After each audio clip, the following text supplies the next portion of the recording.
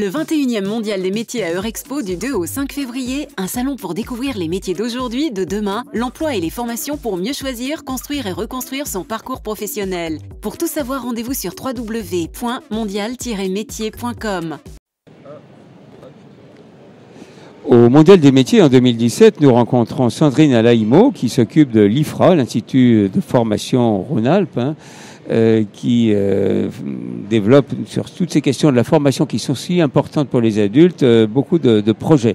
Alors vous êtes installé en Rhône-Alpes-Auvergne et avec des centres de formation un petit peu partout, mais quels sont les principaux points que vous développez dans vos centres ?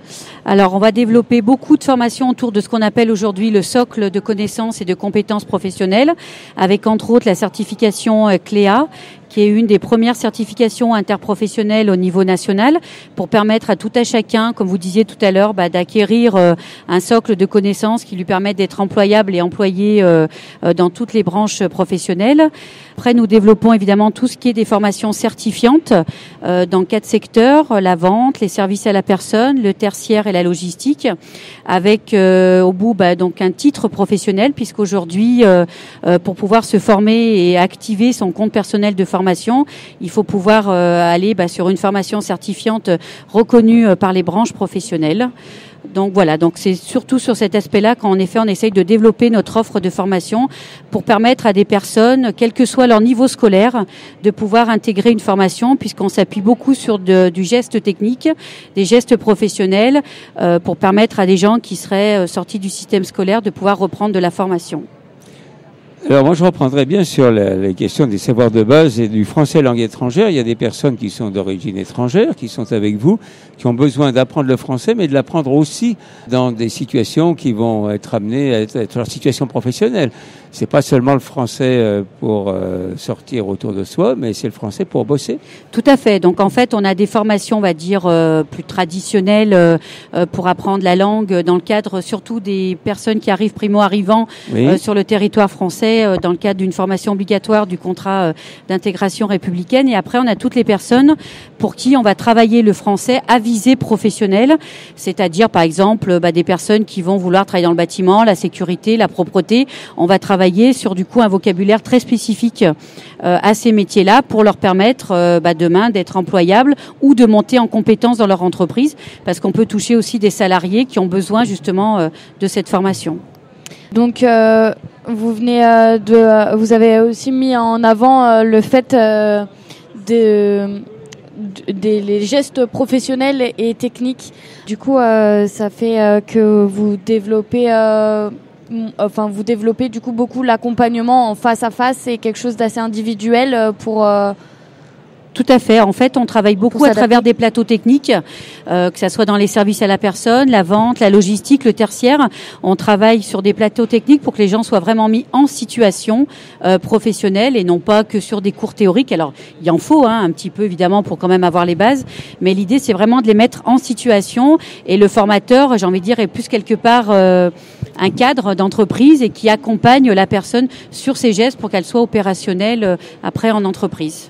Alors, entre autres choses, il y a les services à la personne qui se développent de plus en plus maintenant avec l'accroissement de la longévité que nous avons, la nécessité de travailler de plus en plus avec les personnes handicapées aussi, et tout ça, c'est quelque chose qui est en développement, sur lequel vous travaillez avec des structures de services dans lesquelles vous envoyez vos formés et qui sont peut-être des lieux dans lesquels ils trouveront du boulot aussi par la suite. Tout à fait. De toute façon, toutes nos formations, il y a donc une alternance avec une période en immersion en entreprise pour que les personnes puissent en effet être au plus près de leur futur emploi, puis surtout de se faire connaître. Et pour ça, on développe aussi des partenariats avec différentes structures d'aide à domicile pour nous permettre aussi d'adapter tout au long nos formations par rapport justement aux besoins grandissants de la population vieillissante, avec des gens en situation de handicap, pour qu'on soit au plus près de la réalité demain de leur poste de travail. Et on a aussi une réalité actuelle qui est aujourd'hui dans la formation, c'est que les gens ils ont pas ou peu le temps de venir se former en direct. Et justement, vous mettez beaucoup en avant ces gestes professionnels et techniques. Du coup, où est-ce qu'on en est de la numérisation, de la formation numérique ?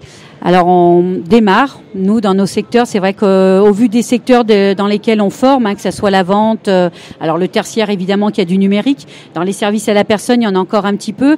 Donc on essaye en fait de développer des modules en e-learning sur un peu des connaissances génériques autour des services à la personne. Après, on est forcément sur des métiers qui demandent quand même beaucoup de pratique. On est sur des transferts, on est sur de la toilette. Enfin, si on prend ce secteur-là, donc forcément, on peut pas tout rendre numérique. Mais par contre, sur la connaissance par exemple des produits, de la dangerosité des produits, là, on essaye de développer des modules en e-learning. Et en travaillant du coup avec des personnes, comme vous le disiez, en recherche d'emploi ou qui sont sorties du système scolaire, comment justement ces personnes-là font pour rentrer, faire un stage en fait, rentrer dans ces structures-là, voilà.